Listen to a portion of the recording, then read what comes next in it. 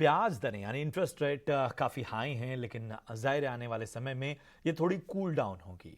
ऐसे में इन्वेस्टर्स को ध्यान में रखते हुए आईसीआईसीआई प्रूडेंशियल लाइफ इंश्योरेंस ने निवेश का नया ऑप्शन ग्राहकों को दिया है। क्या है ये फंड और क्या है इसके फायदे, इस पर कंपनी के हेड ऑफ प्रोडक्ट्स श्रीनिवास बाला सुब्रमणियन से खास बातचीत की हमारे सहयोगी अनुराग शाह ने। हमारे साथ बातचीत के लिए बहुत बहुत शुक्रिया सर। आपसे मैं यही समझना चाहूँगा, जो नया आपने एक ऑफरिंग दिया है वो किस तरह से निवेशकों को आकर्षित करता है, क्योंकि अभी जो हम गवर्नमेंट बॉन्ड यील्ड देख रहे हैं वो 7% से नीचे है और निचले स्तर पे है पिछले एक साल का दायरा ले, तो क्या चीज़ है जो निवेशकों को इसके लिए आकर्षित करेगी? बहुत बहुत धन्यवाद अनुराग।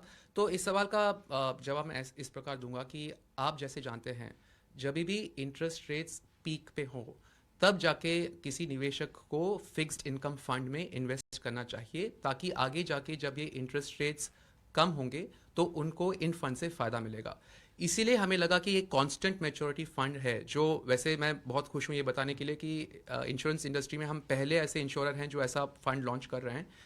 इस माहौल पे इस वक्त ये फंड लॉन्च करना हमें लगा ठीक होगा, क्योंकि हमारा ये मानना है कि इंटरेस्ट रेट्स अभी जो है वो एक ऊंचे स्तर पे है और आगे जाके ये सिर्फ कम होने वाले हैं।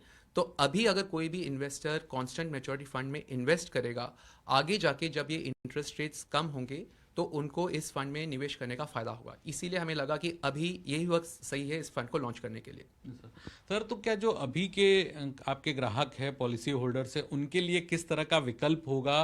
क्या वो अपने पोर्टफोलियो से प्लान से स्विच कर पाएंगे और उसमें किस तरह के चार्जेस होंगे, या फिर ये जो नई आप ऑप्शन दे रहे हैं केवल नए निवेशकों के लिए? ये बहुत अच्छा सवाल है अनुराग। तो ये जो फंड है, जैसे आपने कहा, अभी नए जो निवेश करेंगे हमारे यूनिट लिंक प्रोडक्ट्स में, उनके लिए ये एक और फंड होगा।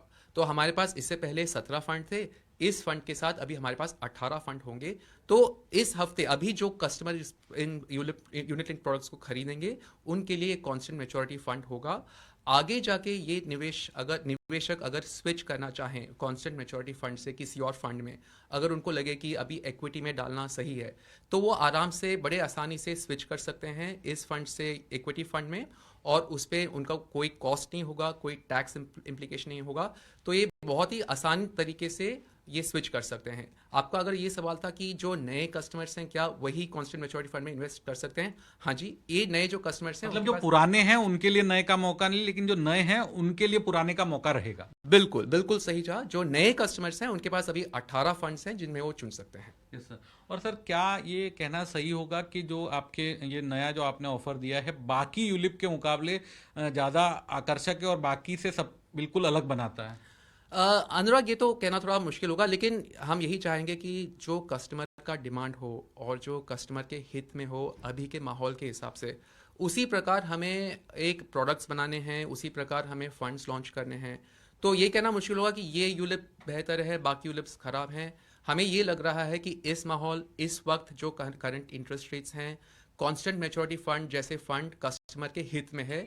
इसी सोच के साथ हमने ये फंड लॉन्च किया है। अब देखते हैं कैसे होता है। हमारे साथ बात करने के लिए बहुत बहुत शुक्रिया सर। धन्यवाद।